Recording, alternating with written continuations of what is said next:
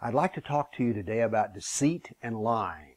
I think one of the most fascinating aspects of Islamic doctrine is it has laid out a whole system of how to lie and what kind of lies there are.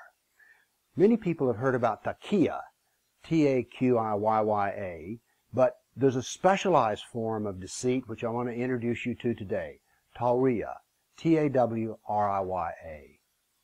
Now, deceit is directly referred to in the hadith.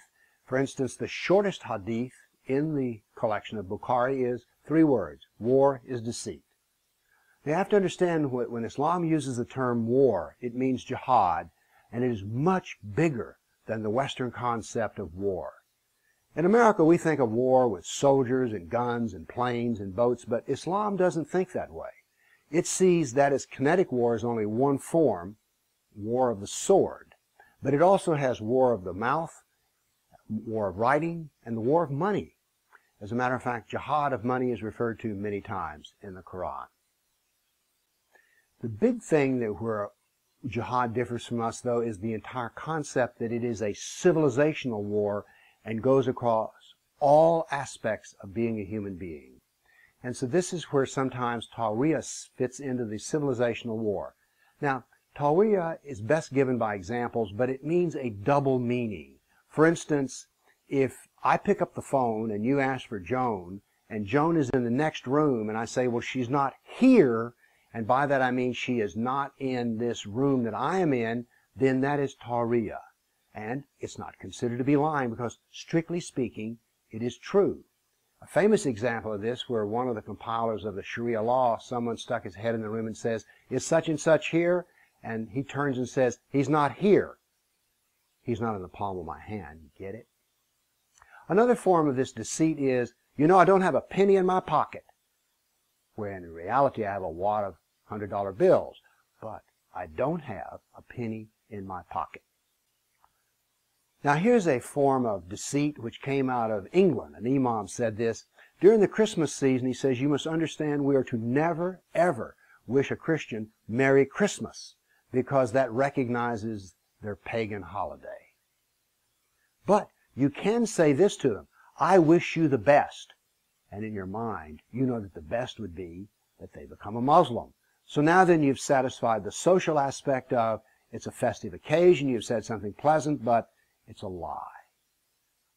There's another famous one which is given in the Sirah, in which a man becomes Muslim, and this is in Ethiopia. And he knows that he's going to be asked about how he feels about Jesus, and so he writes on a piece of paper and puts it in his pocket, there is no God but Allah, and Muhammad is his prophet.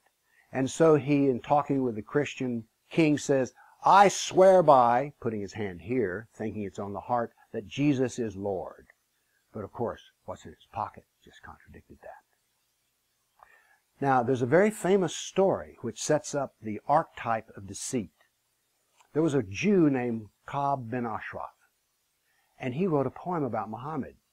Muhammad didn't like the poem, and so he said, who will kill Ashraf, who has offended Allah and his prophet? And one of the Muslims said, well, I will, Muhammad, but I will have to deceive him. Muhammad, do so. Now, there is a verse in the Quran which also refers to deceit. It's verse 328. Let me read it to you.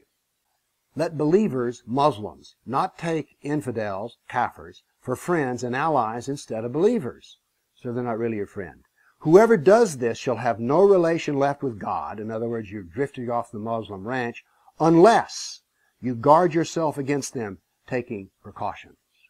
Now, what does this verse mean, taking precautions?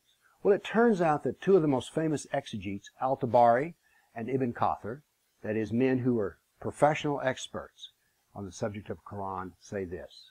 What it means is that you can hate the kafir, but you need to have a smile on your face. So if you have a kafir who's your boss, you can play up to him, or if you're CARE in America, you can play up to the federal government. It doesn't matter what scale this works on.